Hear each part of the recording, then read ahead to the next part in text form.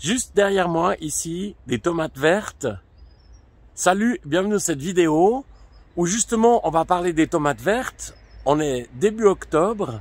Il y a plein de jardiniers qui ont des dizaines, voire des centaines de tomates vertes et qui ne savent pas quoi en faire. Alors c'est ce qu'on va voir dans cette vidéo. Il y en aura d'autres qui vont sortir aussi. Si tu veux pas les louper, clique en bas à droite sur abonner. Alors on va voir, il y a deux manières de les utiliser. On peut soit les faire rougir, et ça marche très bien, ou soit on les conditionne. C'est parti!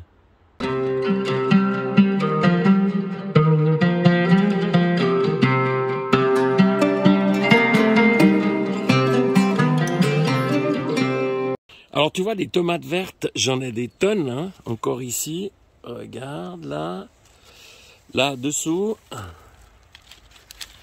Elles sont en bon état, j'ai pas de mildiou, mais il faut trouver une idée pour les réutiliser.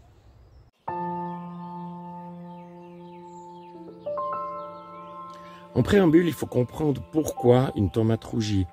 Donc, à un moment de sa croissance, elle va générer de l'éthylène, et c'est ça qui va faire rougir la tomate, qui va l'amener à maturité. Alors, on va compenser cet éthylène, justement, par l'apport à la fois de fruits comme les pommes ou les bananes qui en contiennent. On va voir comment faire. Donc pour cette expérience, il vous faudra des tomates vertes. Et je vais faire avec plusieurs sortes. Donc là, vous avez des San Marzano, ici des cœurs de bœuf, ici mes fameuses babouchkas. Il vous faudra 3 pincettes, une banane, une pomme et un cornet en papier. Et ça tombe bien parce que c'était justement un cornet qui essaie de promouvoir la nature. Donc je vais simplement mettre dans le cornet, ici, mes différentes tomates. Alors c'est clair que je vous déconseille de mettre des tomates abîmées par le mildiou. Je vais mettre ma banane, ma pomme. Donc nous sommes au premier jour et on va venir voir chaque jour le résultat. Donc à suivre au deuxième jour. Alors nous voilà au troisième jour et on observe un net rougissement sur la San Marzano et la cœur de bœuf. Un tout petit peu moins sur les babouchkas, mais je pense que ça va partir. Voilà, on va suivre le quatrième jour. Alors au quatrième jour, on observe un net rougissement de la San Marzano sur la cœur de bœuf. C'est vraiment spectaculaire, ici. Et sur les babouchkas, on voit que ça commence, mais tranquillement. Alors nous voilà au cinquième jour de notre expérience. Donc je sors mon cornet. Et puis là, alors, au miracle, regardez, la cœur de bœuf, magnifique, elle a bien rougi. L'autre aussi, je vous la mets à côté. La San Marzano, elle est bien partie. L'autre, elle commence, on voit vraiment un léger rougissement. Et puis, les deux babouchkas. Donc, on voit qu'elle change de couleur, là. Enfin, c'est un peu moins concluant. Donc, voilà pour le cinquième jour. Alors, nous voilà au septième et dernier jour. Et là, au miracle, on voit que les tomates ont bien rougi. Alors, on va voir ça plus en détail. Donc, la cœur de bœuf, elle est juste magnifique. Ici. L'autre aussi. En plus, elles sont devenues tendres. La San Marzano, elle est vraiment bien. L'autre, elle a encore un tout petit peu de boulot. Là, on voit un net changement de la babouchka. L'autre aussi, on voit qu'elle commence à avoir des petites couleurs rosées. Voilà. Donc, in fine, après 7 jours, on voit que c'est vraiment concluant.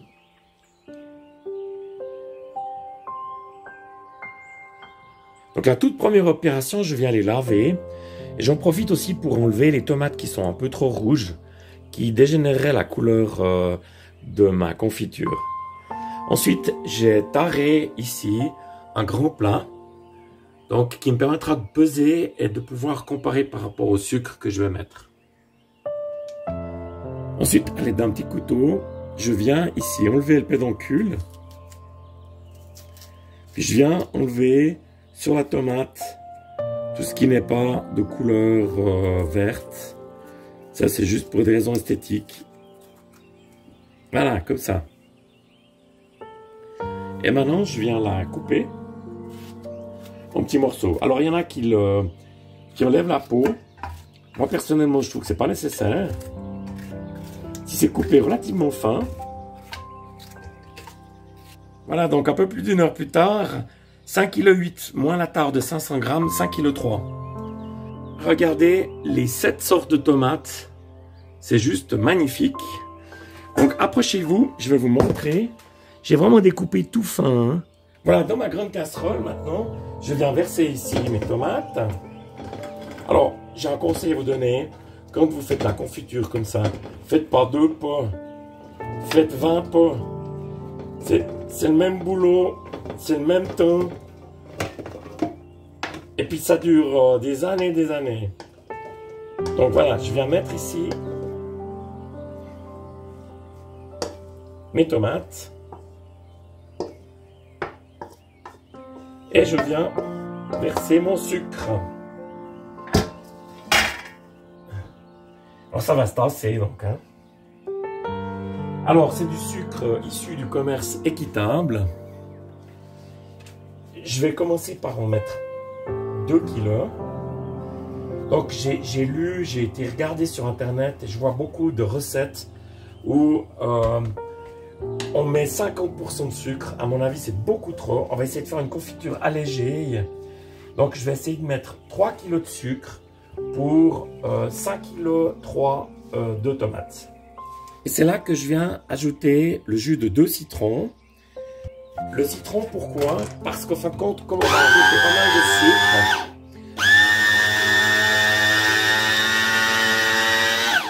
ça va équilibrer le sucre, donc ça va apporter beaucoup plus de vivacité à notre confiture. Alors le lendemain, regardez comment les tomates ont baissé.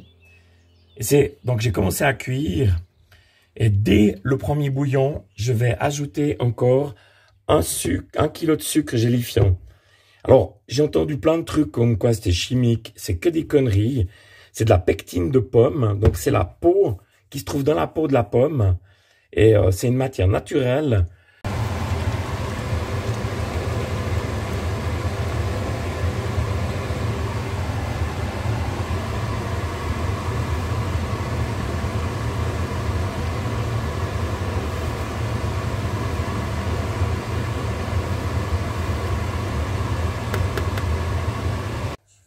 Ma confiture est prête. Je suis venu ébouillanter mes pots.